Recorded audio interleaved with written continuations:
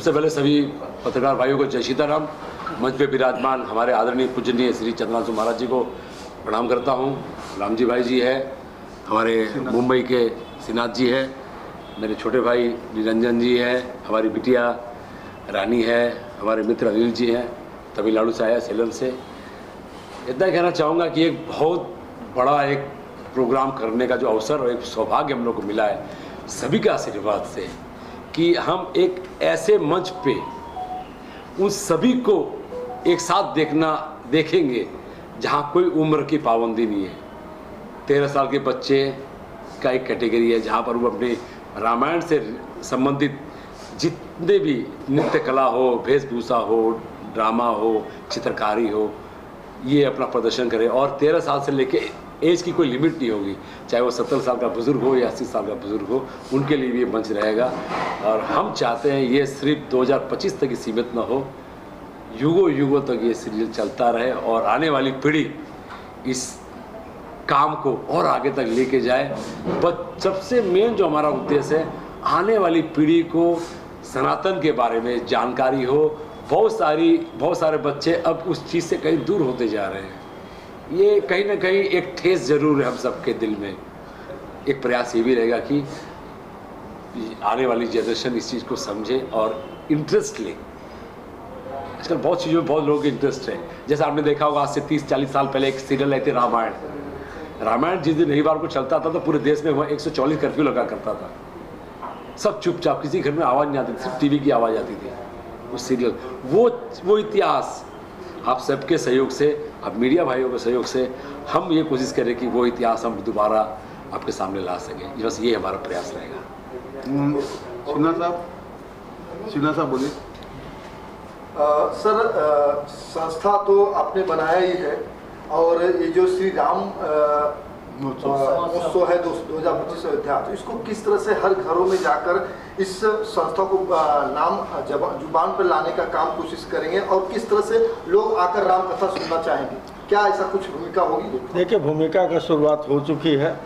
अभी इस होटल के सामने ग्राउंड में राम कथा का आयोजन चल रहा है, जहाँ की रोज़ 3-4 हज़ार दर्शक आते हैं। वहाँ से भी इस कार्यक्रम के बारे में अनाउंस किया जाएगा। इसके अलावा और भी बहुत से हमारे छोटे छोटे धार्मिक कार्यक्रम होते हैं, क्योंकि मैं तो ज़्यादातर धार्मिक कार्यक्रम में ही भाग लेता हूं और उसे ही करता हूं। तो उस कार्यक्रम के माध्यम से और प्लस आज जो हमारी सोशल मीडिया है, व्हाट्सएप है, फेसबुक है, बाकी और भी जो मीडिया है, उन मीडिया के थ्रू हम लोग का कोशिश ये रहेगा कि कार्यक्रम की रूपरेखा हर घर घर में जाए, ताकि इस कार्यक्रम में ज़्यादा से ज़्यादा लोग शामिल हो सकें। बीच राष्ट्रीय कथाकार चंद्रांशु महाराज जी आए हैं और इस राम महोत्सव के मुख्य शर्मा जी हैं, अनिल जी हैं, रानी पाठक है और निरंजन है। ये बेंगलोर से हैं और पूरा प्रयास इन्हों का है। आयोजक ये हैं और संयोजक मैं हूँ। सफल बनाने में इनके साथ हूँ। दिल्ली की प्रेस कॉन्फ्रेंस में था और यहाँ पे इस प्रेस कॉन्फ्रेंस इस राम उत्सव को आगे बढ़ाना और ज़्यादा से ज़्यादा माइलेज मिले, इसके लिए ये प्रेस कॉन्फ्रेंस आयोजित की गई है। आप इनसे आप चर्चा कर सकते हैं। महाराज जी, इस संस्था के जो बैनर तले हैं सभी ने अपनी अपनी जगहों पे मुख्य भूमिका निभाई है।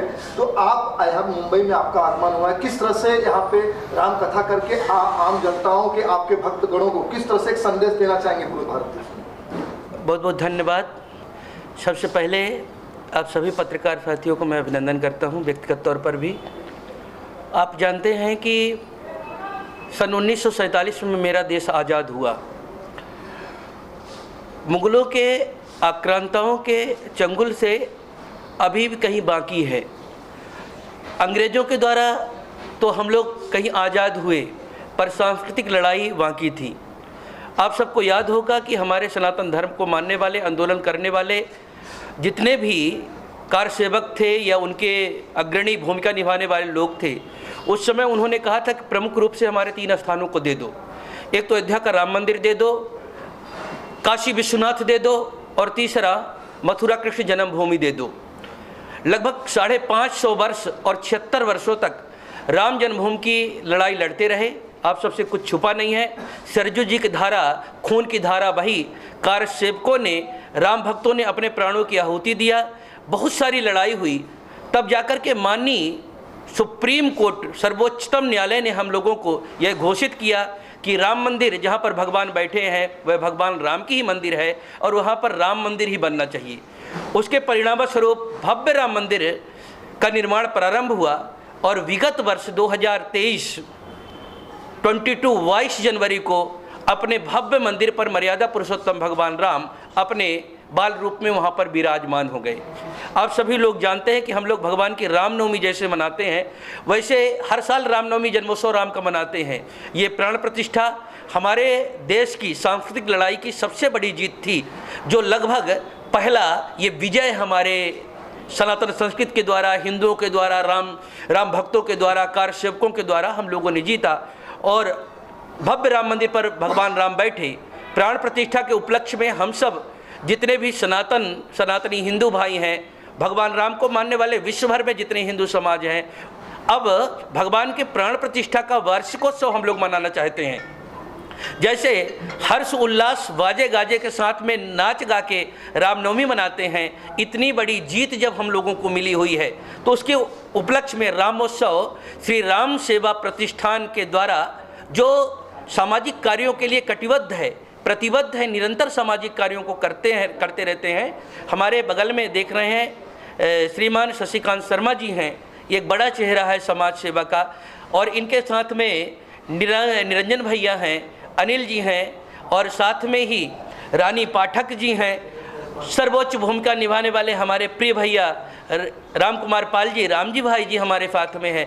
ये पूरी टीम मिला करके और हम सब लोग जितने लोग हैं ये उत्सव मना रहे हैं देश की एकता के लिए, अखंडता के लिए, अपनी विरासत के लिए। और सबसे बड़ी बात पंडित दीनदयाल उपाध्याय जी ने, जिसको आप लोग अंत्योदय नाम से जानते हैं, उन्होंने कहा था पंक्ति में खड़ा अंतिम व्यक्ति का उत्थान भारत का सर्वांगीण उत्थान है।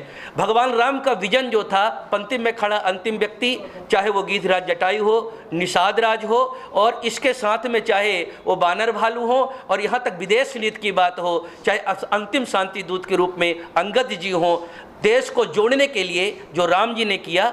अगर अयोध्या में रहते कहीं वो राजा बन जाते तो केवल अयोध्या के राम बनते, पर जब 14 वर्ष वनवास जाकर के सभी को जोड़ करके वापस लौट करके आए तो जन जन के राम, प्राणी मात्र के राम और राजा राम के रूप में प्रतिष्ठित हो गए, जिसको महात्मा गांधी ने कहा था कि आज़ादी के बाद में राम राज्य की परिकल्पना साकार करेंगे। शायद राम मंदिर का निर्माण केवल एक मंदिर का निर्माण न होकर के संपूर्ण राष्ट्र मंदिर का निर्माण है और राम राज्य की परिकल्पना, हिंदू राष्ट्र की परिकल्पना और राम के आदर्शों की परिकल्पना अब साकार होकर के रहेगी।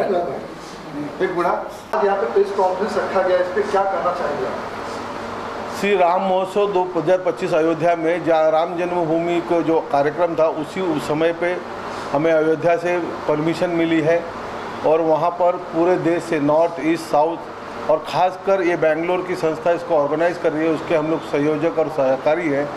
तो पूरे देश से लोग वहाँ पे आएंगे और योगी जी ने भी परमिशन दे दी है, हिमांशु विश्वकर्मा ने भी इसमें प्रॉमिस किया है कि इतने बड़े उत्सव में आपके साथ शामिल होंगे और बहुत उच्च लेवल का उत्सव है और रामलला अवार्ड भी वहाँ पे 2025 में दिया जाएगा। ये ऐसी हमारी सोच और इसी के लिए प्रेस कॉन्फ्रेंस रखी है और हमारे कुछ लोग अभी आ भी रहे हैं। सर कितने लोग उसमें शामिल होंगे सर? इसमें साउथ से काफ़ी लोग हो रहे हैं, नॉर्थ से अभी हम प्रेस कॉन्फ्रेंस आपकी मीडिया के द्वारा सूचित करेंगे, जो भी आएंगे उनका वहाँ स्वागत और सम्मान होगा। सर काफ़ी लोग देखा जाएगा नेता लोग भी शामिल होंगे सर? नेताओं में 2 CM का हमको प्रॉमिस मिला है, आगे मिल जाएगा, अभी समय है काफ़ी। 22 जनवरी 2025 का कार्यक्रम है रामलला उत्सव। सर लोगों को क्या आग्रह करना चाहते हैं कि? लोगों से यही कहना चाहेंगे कि जो अभी एक रहेंगे तो सेफ रहेंगे वाले मामले के हिसाब से, और आपको वहाँ पे आना, आज अयोध्या आज 5 लाख लोग रोज़ दर्शन कर रहे हैं अयोध्या में। टूरिज़्म का बहुत बड़ा हब हुआ और होते भी जा रहा है और धार्मिक एक हमारी 500 साल की लड़ाई की जीत है। इसी के लिए राम महोत्सव का वहाँ पर कार्यक्रम आयोजित कर रहे हैं। सर जिस तरह से राम मंदिर महोत्सव हुआ, मंदिर बना, तो श्री राम महोत्सव का किस तरह से आप लोग का आगे का रणनीति रहेगी? इस श्री राम महोत्सव उन्हीं के तर्ज पे है।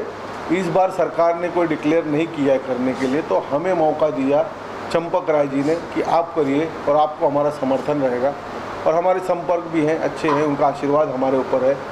और हम अच्छा ही काम कर रहे हैं तो अच्छे काम के लिए, धर्म के काम के लिए और एक 500 साल की लड़ाई की जीत के उत्सव को मनाने जा रहे हैं तो कोई भी सहकार करेगा। जैसे आपने कहा कि सीएम ने रूपरेखा किस तरह से रहेगी? रूपरेखा अभी हम तो बताया आपको, 2 जन ने प्रॉमिस किया, बाकी देश के सारे लोग आएंगे और शायद कोशिश करेंगे मीडिया का इतना अगर प्रचार और सनातन धर्म के लोग जागे तो शायद हमारे यहाँ मोदी जी भी पधारेंगे उत्सव में तो बहुत आनंद आएगा। सर जो अवार्ड शो करने वाले हैं सर, अवार्ड शो जो करने वाले पॉलिटिकल होगा या धार्मिक होगा, क्योंकि कई अवार्ड सामाजिक संस्थाओं को अवार्ड दिया जाएगा, क्या ये धार्मिक होगा और धार्मिक स्थान पे हो रहा है और इनका नेतृत्व हनुमानगढ़ी के संजय दास जी कर रहे हैं, ज्ञानदास जी कर रहे हैं, नित्य गोपाल दास जी कर रहे हैं, तो उसमें उस तरह का अवार्ड फंक्शन नहीं होगा, धार्मिक ही होगा। किस तरह की तैयारियां कर रहे हैं सर अभी? उस तैयारी की ही जानकारी देने और उसी को प्रचार प्रसार करने के लिए आप मीडियाओं से आग्रह करने के लिए तो हम वहाँ बैठे हैं आज। प्राण प्रतिष्ठा था उसके पहले हुए कहीं राजनीतिक पार्टी को भी इनवाइट किया गया था, राजनीतिक पार्टी ने क्या इसमें रामलला पुरस्कार में जो है क्या बाकी पार्टी के भी लोग आएंगे? ये किसी पार्टी का नहीं, सनातन का कार्यक्रम है। सनातन में हर व्यक्ति सनातनी आ सकता है, जात न पूछो मानव की, वो हिसाब से कार्यक्रम हो रहा है। जैसे आपने कहा है कि सीएम का आगमन हो सकता है, तो क्या ऐसे किसी सीएम का भी है कुछ आगमन? नहीं, इसमें कोई नहीं है, सब यूपी के सीएम का और आसाम के सीएम का हमें टाइमिंग मिला हुआ है और सहकार मिला हुआ है, पाठबल मिला हुआ है, तो इसके लिए उनकी प्रॉमिस है। बाकी जो भी आगे कोशिश रहेगी आएंगे तो। अशोक जी आप भी कई धार्मिक कार्यक्रम करते हैं, तो इस कार्यक्रम को किस तरह से देखते हैं? आपकी क्या? देखिए, ये जो कार्यक्रम किया जा रहा है इसका सबसे बड़ा उद्देश्य जो है कि हमारे युवा वर्ग को इस सांस्कृतिक और कुछ कल्चरल प्रोग्राम के माध्यम से सबको जोड़ा जाए और जो कार्यक्रम के रूपरेखा भी रखा गया है, जैसे कि राम का ड्रेस, राम के पात्र, राम के चरित्र, राम के ऊपर म्यूजिक, उनके ऊपर ड्राइंग, सभी तरह के कंपटीशन होंगे। इसके लिए एक WhatsApp number all over India दिया जाएगा, व्हाट्सएप नंबर चलाएगा, उस पर भेजेंगे। उसमें से जो भी लोग सेलेक्ट होंगे और पार्टिसिपेंट करने के लिए आएंगे, उसमें से 6 लोगों को अलग अलग पुरस्कार दिया जाएगा। लेकिन ये कार्यक्रम टोटल धार्मिक कार्यक्रम है। राम मंदिर स्थापना होने के प्रथम वर्ष के उपलक्ष्य में ये प्रथम कार्यक्रम है और इसका पॉलिटिक्स से कोई लेना देना नहीं है। इसका मेन जो उद्देश्य हमारा यही है कि जो लोग बच्चे रह गए हैं, राम के बारे में नहीं जान रहे हैं और हमारी युवा पीढ़ी जो कुछ गलत रास्तों पे जा रही है, लेकिन मुझे कहते हुए बहुत खुशी हो रही है।